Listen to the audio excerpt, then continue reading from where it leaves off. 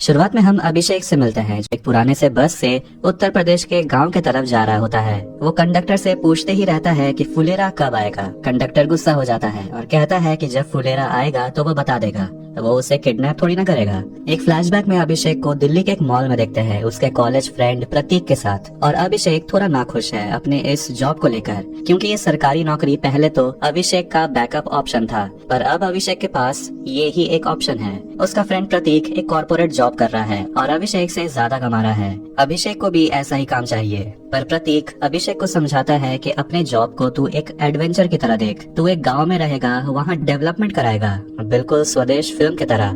Present में अभिषेक फुलेरा पहुंचता है और अपने बाइक से ऑफिस के लिए निकलता है। ऑफिस पे दो लोग अभिषेक का वेट कर रहे होते हैं। ये है विकास, जो अभिषेक का असिस्टेंट है, और ये है डेप्यूटी प्रहलाद। और दोनों बताते हैं कि चाबी प्रधान जी के पास है और वो आते ही होंगे। अभिषेक थोड़ा कंफ्यूज हो जाता है, आते ही होंगे का क्या मतलब? प्रधान जी तो महिला है ना, मंजू देवी। विकास बताता है कि वुमेन रिजर्वेशन में मंजू प्रधान के लिए खड़ी हुई थी, पर असली में प्रधान उसके पति ब्रिजभूषण ही है। तब आखिरकार वहाँ प्रधान जी पहुँचते हैं और अपना हाथ धोते हैं। वो खेत से आ रहे हैं और उनके साथ एक लोटा भी है। फिर जब प्रधान चाबी ढूंढते हैं तो चाबी उन्हें मिलता ही नहीं। चारों मैदान, खेत और पूरा गांव छान मारते हैं, पर चाबी उन्हें कहीं भी नहीं मिलता। और रास्ते में प्रधान ब्रिज अभिषेक को बताता है कि ये सारा जमीन उसका है। पूरा दिन निकल गया पर चाबी कहीं नहीं मिलता है। और अभिषेक तंग आकर कहता है ताले को तोड़ देने, पर ब्रिज कहता है ताला नहीं टूटेगा, क्योंकि ये ताला असली में उसकी बीवी मंजू देवी का है। ब्रिज ताला बनाने वाले को बुलाने को कहता है और विकास को कहता है कि अभिषेक का बाइक लो और ताला बनाने वाले को लेकर आओ। अभिषेक ये सबसे खुश नहीं है, पर वो कर भी क्या सकता है। अब ब्रिज को उसकी पत्नी मंजू का कॉल आता है, जो बहुत गुस्सा है कि चाबी हरा कहाँ गया। और ब्रिज जब घर पहुंचता है तो झगड़ा जारी रहता है। ब्रिज अपनी पत्नी से कहता है कि वो एक रात के लिए अपने पंचायत सचिव को अपने घर में ही रहने देते हैं, पर मंजू मना करती है, क्योंकि घर में एक जवान बेटी है। अभिषेक एक दुकान में जाता है और बिस्किट खरीदता है और दुकानदारों से पूछता है आप कौन हो। अभिषेक बताता है कि वो पंचायत का नया सेक्रेटरी है। और ये सुनकर एक गरीब आदमी अभिषेक से मदद मांगता है और कहता है कि उसे मजदूरी का पैसा नहीं मिला है। अभिषेक को ये सुनकर बुरा लगता है, पर उसे कहता है कि जब ऑफिस खुल जाए तो आ जाना। विकास वापस आता है, पर ताला बनाने वाला है ही नहीं और बाइक का इंडिकेटर भी टूटा हुआ है। विकास पूरा कहानी अभिषेक को सुनाता है, जिसे सुनकर अभिषेक और गुस्सा हो जाता है। अभिषेक गुस्से में कहता है अब लॉक को तोड़ना ही पड़ेगा, पर मंजू नहीं मानती। ब्रिज मंजू को समझाता है, अभिषेक को खाने पे बुलाते हैं और एक रात के लिए यहीं रहने देते हैं, पर मंजू परेशान होकर कहती है कि ठीक है, ताले को तोड़ दीजिए। रात में अभिषेक ब्रिज के घर खाना खाने आता है और उन्हें कॉल आता है कि ताला टूट गया है। असली में दरवाजा ही टूट गया। पता चला कि ताला दरवाजे से ज्यादा मजबूत था। फिर अभिषेक फाइनली अपने ऑफिस में एंटर करता है और अभिषेक अपने सिचुएशन से बिल्कुल भी खुश नहीं है। वो अपने दोस्त को कॉल करता है और दुखी होकर कहता है कि वो वापस आना चाहता है, पर उसका दोस्त उसे समझाता है कि तू पागल मत बन। IIM में वर्क एक्सपीरियंस का जरूरत होता है, इसीलिए तू ये जॉब कर और काम खत्म होने के बाद 4 घंटे कैट के लिए प्रिपरेशन कर। अगली सुबह विकास ऑफिस पहुँचता है और अभिषेक को जगाता है और कहता है दोपहर हो गया और आप अभी तक सो ही रहे हैं। अभिषेक टाइम देखता है कि अभी तक सिर्फ 9 ही बज रहा है। अब गांव है, लोग जल्दी उठ ही जाते हैं। पंचायत मीटिंग में सभी डिस्कस करते हैं कि 13 सोलर पैनल लाइट्स गांव में कहां-कहां लगाया जाएगा, पर पता चलता है कि पंचायत पहले से ही डिसाइड कर चुकी है कि 12 लाइट्स कहां लगने वाली है। सब लाइट्स को अपने अपने घर के सामने लगाने वाले हैं। अभिषेक चाहता है कि 13वां लाइट पंचायत ऑफिस के सामने लगे, ताकि अंधेरा होने पर वो इस लाइट में पड़ सके। इससे पहले कि अभिषेक कुछ बोलता, एक आदमी बताता है कि 13वां लाइट को भूताहा पेड़ के सामने लगाना चाहिए, और सब इस बात से सहमत है। फिर रात में अभिषेक पढ़ाई करने के लिए बैठता है, पर इमरजेंसी लाइट का भी चार्ज खत्म हो जाता है और थोड़ी ही देर में कैंडल्स भी। अब अगली सुबह अभिषेक विकास को अपना ये प्रॉब्लम बताता है, पर विकास कहता है कि अब शायद कुछ नहीं हो सकता और ब्रिजभूषण भूताहा पेड़ को अपने इलेक्शन के लिए यूज करना चाहता है, तो प्रधान जी अब शायद नहीं मानेंगे। तो अब सिर्फ एक ही ऑप्शन है, अगर अभिषेक खुद उस भूत को भगा दे तो तब शायद उस पेड़ के पास लाइट लगाने की जरूरत नहीं होगी। अभिषेक उस पेड़ के पास पहुँचता है, पर वहाँ उसे कुछ भी नहीं मिलता। सिर्फ एक बड़ा सा बरगद का पेड़ है, वो भी एक अंधेरे से जगह में। अभिषेक इस मिस्ट्री को इन्वेस्टिगेट करता है और एक टीचर के पास जाता है और पता चलता है कि वो नशे में था जब उसने देखा कि पेड़ उसके तरफ बढ़ रहा है। मतलब ये भूत की कहानी सब बकवास है। वो टीचर पंचायत के सामने बैठा होता है और सबको सच्चाई बताता है, और मंजू ये सच जानकर गुस्से में उसे धो डालती है, क्योंकि इस भूत के चक्कर में ब्रिज ने उसे उसी जगह हड़बड़ी में गाड़ी से 2 बार गिरा चुका है। अभिषेक प्रधान को कहता है कि प्रधान को उस पेड़ के नीचे 3 रात सोना होगा। ये साबित करने के लिए कि वहाँ कोई भूत नहीं है। इससे प्रधान को अगले इलेक्शन में फायदा भी होगा और लोग को ये लगेगा कि प्रधान ने भूत को भगा दिया। ये आइडिया सबको पसंद आता है और अभिषेक जो चाहता है वो उसे मिल जाता है। पंचायत ऑफिस के सामने एक सोलर लाइट जिसमें वो बैठकर आराम से पढ़ सकता है और रात में ब्रिज और प्रहलाद उसी बरगद के पेड़ के नीचे होते हैं और वहाँ कोई भूत नहीं है।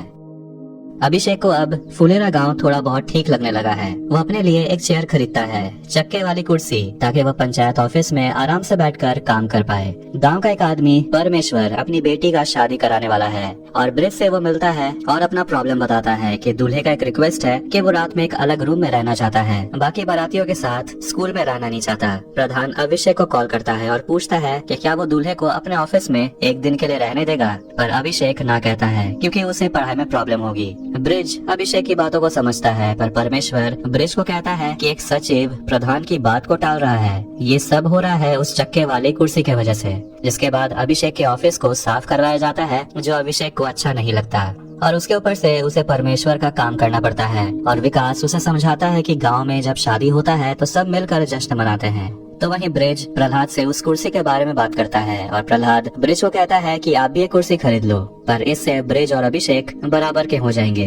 पर ब्रिज को और बड़ा बनना है। अब रात होते ही दूल्हा अपने दोस्तों के साथ पंचायत ऑफिस में आता है और उस दूल्हे के बहुत नखरे हैं और अभिषेक खुद को शांत रखकर उसकी हर बात मानता है। और जब उस दूल्हे को उसका चेयर ठीक नहीं लगता तो वो दूल्हा कहता है कि उसे अभिषेक का चक्के वाला कुर्सी चाहिए, जो अभिषेक उसे लाकर दे देता है। पर वो दूल्हा कुर्सी में से प्लास्टिक फाड़ने लगता है, जिसे देखकर अभिषेक गुस्सा हो जाता है और दूल्हे को गाली दे देता है अंग्रेजी में, जो वो दूल्हा है भी। दूल्हा बहुत गुस्सा हो जाता है और फिर एक मीटिंग होता है जिसमें वो दूल्हा अभिषेक को वही गाली देकर बात खत्म करता है। और जाते जाते वो दूल्हा कहता है कि उसे दहेज में वो चक्के वाला कुर्सी भी चाहिए, नहीं तो वो शादी नहीं करेगा। अभिषेक के पास कोई और ऑप्शन नहीं है। उसके चक्के वाले कुर्सी को कार में लोड किया जाता है और प्रधान भी यही चाहता था कि उस कुर्सी से पीछा छूटे। और वो अभिषेक को कहता है कि आप मेरा कुर्सी ले लीजिए। और प्रहलाद कहता है कि प्रधान जी के पास बहुत पैसे हैं, वो अपने लिए नया कुर्सी ले लेंगे। और अगले दिन प्रधान बिल्कुल वैसा ही कुर्सी यानी कि चक्के वाले कुर्सी अपने लिए खरीदता है।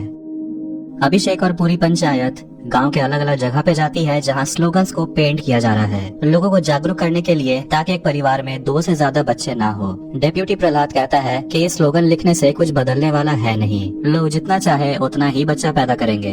अभिषेक प्रधान से बात करता है कि उसे दूध खरीदना है और प्रधान उसे सवाल पूछने लगता है कि तुम्हें भैंस का चाहिए या गाय का, और भैंस का चाहिए तो भैंस भी 3 तरह की है। और प्रधान अभिषेक को फ्री में दूध देने को राजी हो जाता है। फिर सब एक जगह जाते हैं जहाँ एक स्लोगन लिखा हुआ है, 2 बच्चे हैं मीठी खीर उससे ज्यादा बवासीर। प्रहलाद थोड़ा नाराज है क्योंकि ये कुछ ज्यादा ही हो गया, पर अभिषेक और प्रधान को ज्यादा फर्क नहीं पड़ता क्योंकि वैसे भी लोग इसमें ध्यान देने वाले हैं नहीं। मंजू ब्रिज को कहती है कि क्या जरूरत है फ्री में अभिषेक को दूध देने की, तुम्हें पता भी है कि घर में कितना खर्चा है, बेटी का शादी भी करवाना है। तो वहीं अभिषेक ये स्लोगन जगह जगह पेंट करवा रहा होता है और एक आदमी इस स्लोगन को पढ़कर बहुत गुस्सा हो जाता है और कहता है कि आपके हिसाब से मेरा तीसरा बेटा बवासीर है, और धमकी देता है स्लोगन को मिटाने। और वहाँ कुछ और लोग को बुलाता है जो ये स्लोगन देखकर गुस्सा हो जाते हैं और कहते हैं कि वो अगले इलेक्शन में प्रधान को वोट नहीं देंगे।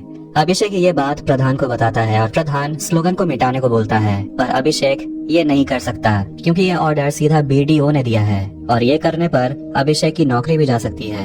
प्रधान एक लौकी चुराकर अभिषेक को देता है और कहता है जाकर अपने सुपीरियर से बात करो, पर वो सुपीरियर लौकी देखकर भी खुश नहीं होता और कहता है कि इस स्लोगन को चेंज नहीं किया जा सकता और कहता है लोगों को बुरा लगना चाहिए, इसीलिए स्लोगन को ऐसा लिखा गया है। अभिषेक प्रधान के घर में होता है और डिस्कस करते हैं कि अब आगे क्या करना है और ब्रिज मंजू को बताता है कि तुम अब अगला इलेक्शन हार रही हो। मंजू गुस्से में ब्रिज को कहती है कि आखिर मर्द को क्या प्रॉब्लम हो गई इस स्लोगन से, जाकर औरतों से पूछो जो 2 से ज्यादा बच्चे को जन्म देती है, उनको बड़ा करती है, उनकी देखभाल करती है, पूछो कि उनसे कितना सहना पड़ता है। और कहती है ये स्लोगन बिल्कुल सही है और ब्रिज को कहती है कि आप डरपोक हो जो सही काम करने के लिए खड़े नहीं हो पाते हो, और कहती है कि आप अभिषेक से पैसे नहीं मांग रहे हैं क्योंकि उसे बुरा लग जाएगा, ये स्लोगन भी नहीं लिखवाओगे ताकि गांव वालों को बुरा न लग जाए। इसके बाद प्रधान मीटिंग में कहता है इस स्लोगन को रहने देने और जो होगा देखा जाएगा। मीटिंग खत्म होने के बाद बीडीओ अभिषेक को कॉल करता है और स्लोगन के बारे में बताता है और कहता है कि पास के गांव में किसी ने पंचायत ऑफिस को जला दिया है इस स्लोगन को पढ़कर, और कहता है कि अब इस स्लोगन की जरूरत नहीं है। अभिषेक ये सुनकर डर जाता है, पर प्रधान कहता है कि अब जो होगा इलेक्शन में देखा जाएगा और कहता है कि अभिषेक को दूध के लिए महीने में 750 रुपया देना होगा।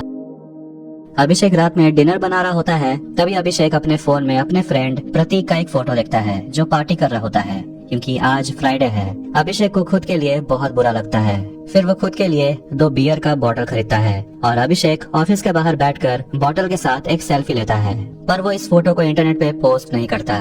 अगले दिन अभिषेक सोकर उठता है और देखता है कि उसने अपने ऑफिस का दरवाजा रात भर खुला छोड़ दिया था और डर जाता है ये देखकर कि ऑफिस का मॉनिटर चोरी हो गया है। अभिषेक प्रधान को कॉल करता है और प्रधान विकास के साथ ऑफिस आता है और प्रधान अभिषेक पे बहुत चिल्लाता है कि अभिषेक इतना लापरवाह कैसे हो सकता है, और अब उसे अभिषेक पे भरोसा नहीं है और कहता है कि अपने लिए बाजार में जाकर एक नया रूम ढूंढ लेने। प्रहलाद और अभिषेक पुलिस स्टेशन जाते हैं कंप्लेन लिखवाने, और वो ऑफिसर इस केस को लेकर कुछ ज्यादा सीरियस नहीं लग रहा, क्योंकि सिर्फ एक मॉनिटर ही तो चोरी हुआ है, और कहता है कि जाकर एक बार खेत में चेक कर लेने, क्योंकि चोर ज्यादा सामान खेत में ही छोड़ाते हैं। अभिषेक गुस्से में कहता है कि आप अपना काम कीजिए, और वो ऑफिसर अभिषेक को ही ताना मारता है कि ये सब कुछ अभिषेक की वजह से तो हुआ है, उसे ड्रिंक करने के लिए किसने बोला था। फिर प्रहलाद दोनों को शांत करवाता है।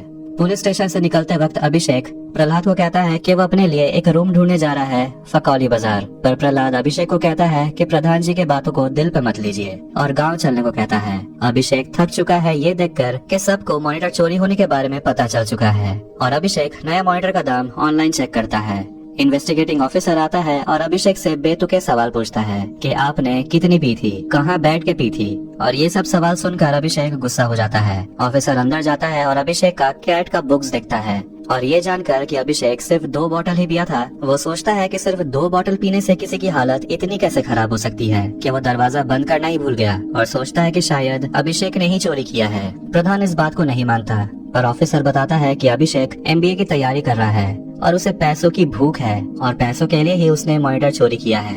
इंस्पेक्टर फिर से अभिषेक को इंट्रोगेट करता है कि आपने रात में ड्रिंक क्यों किया था, और अभिषेक गुस्से में और फ्रस्ट्रेट होकर बताता है कि उसका मूड ऑफ था। वो थक चुका है अपनी बोरिंग लाइफ से। पूरे दिन काम करने के बाद 4 घंटा पढ़ाई करना पड़ता है रात में, पर रात में इलेक्ट्रिसिटी नहीं रहता, और काम करने के बाद बात करने के लिए कोई नहीं रहता। उसकी यहाँ कोई सोशल लाइफ है ही नहीं, इसीलिए उसने ड्रिंक किया क्योंकि वो अकेला था। इंस्पेक्टर फिर भी अभिषेक की बातों को नहीं मानता, और प्रधान इंस्पेक्टर को जाने को कहता है क्योंकि अभिषेक लापरवाह है पर चोर नहीं। उस रात प्रधान को अभिषेक के लिए बहुत बुरा लगता है और कुछ खाना पैक करके अभिषेक के पास जाता है, और चारों बैठकर बियर पीते हैं और एंजॉय करते हैं, और प्रधान उनके साथ एक सेल्फी क्लिक करता है। फिर अगले दिन वो चुराया हुआ मॉनिटर अभिषेक को ऑफिस के बाहर मिलता है, और एक नोट भी होता है जिसमें लिखा हुआ है कि उस चोर को लगा ये टीवी है। अभिषेक एक दुकान में अपना एक फोटो क्लिक करवाता है और उसे कहा जाता है कि कल सुबह 11 बजे फोटो आकर ले लेने। अभिषेक और विकास का 2 लोग से झगड़ा हो जाता है क्योंकि वो दोनों लड़के अभिषेक के बाइक पर बैठे हुए थे, पर अभिषेक कहता है बाइक में नहीं बैठने वरना बाइक गिर भी सकता है, पर दोनों इस बात को मानते नहीं और उल्टा गुस्सा भी हो जाते हैं, और एक लड़का कॉल करके अपने गुंडों को बुलाता है अभिषेक और विकास को पीटने के लिए। अभिषेक थोड़ा नर्वस हो जाता है और वहाँ से जाने का सोचता है, और उस आदमी को दुकानदार से पता चलता है कि अभिषेक कल सुबह 11 बजे अपना फोटो लेने आने वाला है। वो लड़का अभिषेक को कहता है तो फिर कल 11 बजे तैयार रहना। रास्ते में अभिषेक विकास को इन फालतू झमेलों में नहीं पड़ने को कहता है, पर विकास कहता है कि यह आत्मसम्मान की बात है, और ऑफिस पहुंचकर विकास प्रधान को कॉल करता है, पर अभिषेक कहता है कि इस बात को ज्यादा न खींचने, पर विकास सोचता है कि अभिषेक उनके धमकी से डर गया है। अगले दिन अभिषेक 11 बजे नहीं बल्कि 2 बजे जाता है फोटो लेने, पर वो दुकानदार कहता है कि उन आदमियों ने फोटो को डिलीट कर दिया। उस रात वो दोनों लड़के अभिषेक को कॉल करते हैं और अभिषेक को भड़काते हैं। अभिषेक गुस्से में उनको चैलेंज करता है और दोनों कल मिलने का प्लान बनाते हैं। लड़ाई के लिए चारों पूरा तैयार होकर गॉगल्स पहनकर निकलते हैं, और वहां पहुंचकर प्रधान उनको अपना राइफल दिखाकर डराता है, पर गुंडे समझ जाते हैं कि ये राइफल नकली है और प्रधान को धक्का दे देते हैं। ये देखकर अभिषेक गुस्सा हो जाता है और राइफल लेकर पागलों की तरह उन पर हमला करता है, और वो गुंडे अभिषेक का ये पागल वाला रूप देखकर डर जाते हैं। फिर अगले सीन में अभिषेक उसी स्टूडियो में फोटो खिंचवाता है और कैट का एप्लीकेशन सबमिट करता है। ऑफिस में विकास और प्रधान मलकोपुर के एक लड़के के बारे में बात करते हैं जिसे प्रधान अपनी बेटी का शादी करवाना चाहता है, पर वो लड़का दहेज ज्यादा मांग रहा है। 80,000 सैलरी में 20 लाख दहेज मांगना बहुत ज्यादा है। विकास अभिषेक से पूछता है अगर आप होते तो कितना मांगते हैं। अभिषेक कहता है वो दहेज लेता ही नहीं, पर प्रधान कहता है कि 20,000 सैलरी में आपको सिर्फ 5 लाख ही दहेज मिलता। जिस पर अभिषेक कहता है कि अगर उसका IIM में एडमिशन हो गया तो उसका मंथली सैलरी 1 से 1.5 लाख होगा, फिर भी वो दहेज नहीं लेगा। प्रधान मुस्कुराते हुए अभिषेक को देखता है। एक आदमी दीनबंधु ऑफिस पहुंचता है अपने बच्चे का बर्थ सर्टिफिकेट बनवाने, और विकास उस आदमी से कहता है कि आपने अपने बेटे का नाम आत्माराम क्यों रखा, ये काफी ओल्ड फैशन नाम है। अभिषेक को कहता है थोड़ा नया या मॉडर्न नाम बताने, और अभिषेक बताता है आरव, जो अक्षय कुमार के बेटे का नाम है। दीनबंधु को यह नाम बहुत सही लगता है और सर्टिफिकेट में आरव ही लिखवाता है। प्रधान घर में अपनी पत्नी से कहता है अपनी बेटी का शादी अभिषेक से करवा देते हैं, पर मंजू मना करती है क्योंकि अभिषेक का सिर्फ 20,000 सैलरी है। पर प्रधान बहुत कॉन्फिडेंट है कि अभिषेक जब कैट क्लियर कर लेगा तो लाखों में कमाएगा। पर मंजू कहती है सिर्फ खटने से कुछ नहीं होता, दिमाग भी तेज होना चाहिए। प्रधान सोचता है कि वो चेक कैसे करे कि अभिषेक का दिमाग तेज है कि नहीं। अगले दिन दीनबंधु और उसकी पत्नी सुषमा ऑफिस आते हैं और आरव और आत्माराम को लेकर उनके बीच झगड़ा हो जाता है। अभिषेक जैसे ही पढ़ाई करने बैठता है तो प्रधान व्हाट्सएप में अभिषेक को एक पहेली भेजता है और कहता है 1 मिनट में सॉल्व करने, और 1 मिनट के बाद वो कॉल करता है जवाब पूछने के लिए, और अभिषेक मंजू देवी का जवाब सुनकर आंसर दे देता है। और अभिषेक कहता है कि कैट में ऐसा क्वेश्चन नहीं आता। प्रधान ऑफिस जाता है और अभिषेक को एक प्रॉब्लम सॉल्व करने को बोलता है जो अभिषेक ने छोड़ दिया था क्योंकि ये बहुत टफ है, पर अभिषेक उसे सॉल्व कर लेता है टाइम से 6 सेकंड पहले। प्रधान जी इम्प्रेस हो जाता है और कहता है कि आप कैट क्लियर कर लेंगे। फिर प्रधान को कॉल आता है और पंचायत पहुंचते हैं दीनबंधु और सुषमा के घर, जो आरव और आत्माराम को लेकर अभी भी लड़ रहे हैं। अभिषेक को एक आइडिया आता है कि बच्चे के सामने 2 उंगली रखने, वो जिसे चुनेगा वही नाम फाइनल कर लेना, और सुषमा और दीनबंधु मान जाते हैं। घर पे प्रधान मंजू को कहता है कि देख लिया अभिषेक कितना स्मार्ट है, पर मंजू फिर भी नहीं मानती और मलकोपुर वाले लड़के से ही शादी कराना चाहती है। प्रधान अपनी बेटी के साथ भी वही टेक्निक यूज करता है अभिषेक और मलकोपुर वाले लड़के में चुनने के लिए, और रिंकी जो सोई हुई होती है वो नींद में अभिषेक को ही चुनती है। सुषमा और दीनबंधु का छोटा बच्चा आरव नाम को चुनता है, जिससे सुषमा नाराज हो जाती है।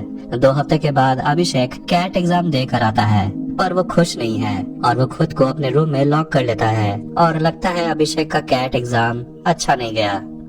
2 महीना हो चुका है, अभिषेक अभी भी अपने कैट के रिजल्ट को लेकर मूड ऑफ करके बैठा हुआ है। विकास अभिषेक को चीयर करता है उसका मूड ठीक करने के लिए और कहता है कि फिर से तैयारी करने, पर अभिषेक गुस्सा हो जाता है और कहता है कि कैट एग्जाम बहुत टफ है और अभिषेक का इस साल सिर्फ 82 परसेंटाइल ही आया है, जिस वजह से अभिषेक का कॉन्फिडेंस अब टूट चुका है। विकास और अभिषेक ऑफिस के बाहर एक पोस्टर लगाते हैं और अभिषेक ने विकास के ऊपर चिल्लाया, इसलिए वो विकास से माफी मांगता है। अभिषेक मंजू के पास जाता है कुछ डॉक्यूमेंट्स पे अंगूठा लगवाने के लिए, और मंजू अभिषेक को ताना मारती है कि अभिषेक कैट क्लियर नहीं कर पाया, और अभिषेक उल्टा मंजू को कहता है कि मंजू भी तो सिर्फ नाम की प्रधान है, रिपब्लिक डे में वो झंडा भी नहीं फहराने जाएगी, सब उसका पति ब्रिजभूषण करेगा। ये बात मंजू को सुई की तरह चुभती है। वैसे झंडा फहराना कोई बड़ी बात नहीं है, नेशनल एंथम गाना थोड़ा मुश्किल होगा जो मंजू को आता ही नहीं, और मंजू के पास सिर्फ 2 दिन ही है, इसलिए अभिषेक मंजू को नेशनल एंथम गाना सिखाता है, पर मंजू ठीक से सीख ही नहीं पा रही, वो एक ही गलती बार बार करती है और अभिषेक गुस्सा हो जाता है। अगले दिन प्रधान मलकोपुर से लौटता है और देखता है कि मंजू को अभी भी राष्ट्रगान याद ही नहीं हुआ। रिपब्लिक डे के दिन प्रधान अपना नया कपड़ा पहनकर ऑफिस जाता है झंडा फहराने, और अभिषेक मंजू को कॉल करके आने को बोलता है। डीएम मेन रोड के तरफ से गुजर रही होती है और एक बड़ा सा होर्डिंग देखती है रिपब्लिक डे का, जिसमें ब्रिज का फोटो भी है और उसके नीचे प्रधानपति लिखा हुआ है, जिसे देखकर डीएम गाड़ी को फुलेरा गाँव के तरफ घुमाने को बोलती है। प्रधान जैसे ही झंडा फहराने वाला होता है वहाँ डीएम पहुँच जाती है और ब्रिज पे चिल्लाती है और ऑफिस के बाउंड्री से बाहर चले जाने को बोलती है, और वो अभिषेक पे भी चिल्लाती है और उसे सस्पेंड करने का ऑर्डर देती है। तभी वहाँ मंजू आती है ऑफिशियल वार्ड मेंबर्स के साथ, जिनके हस्बैंड्स उनके जगह काम कर रहे थे, और मंजू नाटक करती है कि वो हर साल वही झंडा फहराती है, और डीएम के कहने पर मंजू झंडा फहराती है और फिर राष्ट्रगान भी गाती है, जिसमें मंजू थोड़ी अटकती है, पर ब्रिज मंजू की मदद करता है। डीएम समझ जाती है कि मंजू अपने पति को बचा रही है, और राष्ट्रगान खत्म होने के बाद डीएम मंजू को कहती है कि ऑफिस का काम अब खुद संभाल लें, और अगर कुछ नहीं आता है तो अपने पति से मदद मांगने, और जाने से पहले अभिषेक का भी सस्पेंशन कैंसिल कर देती है। अगले सीन में अभिषेक अपने दोस्त प्रतीक को कॉल करता है और कहता है कि वो फिर से कैट की तैयारी करना चाहता है, जिसके लिए उसे 1 और साल फुलेरा में ही रहना होगा। प्रतीक अभिषेक को कहता है कि गांव में कुछ ऐसा ढूंढ जिसकी वजह से तुझे इस गांव से प्यार हो जाए, तब तू पढ़ाई भी ठीक से कर पाएगा। फिर अभिषेक वाटर टैंक के ऊपर जाता है, ये सोचकर कि वो ऊपर से गांव का व्यू देखेगा तो उसे गांव से प्यार हो जाएगा, पर ऐसा नहीं होता। तभी अभिषेक किसी लड़की के खांसने की आवाज सुनता है। अभिषेक उस लड़की को देखता है जो बताती है कि वो प्रधान की बेटी रिंकी है, और अभिषेक ये सुनकर मुस्कुराता है। शायद रिंकी के वजह से अभिषेक गांव से प्यार करने लगे। और इसी के साथ पंचायत सीजन 1 यही एंड होती है। तो वीडियो पसंद आया तो वीडियो को लाइक करें, चैनल को सब्सक्राइब करें।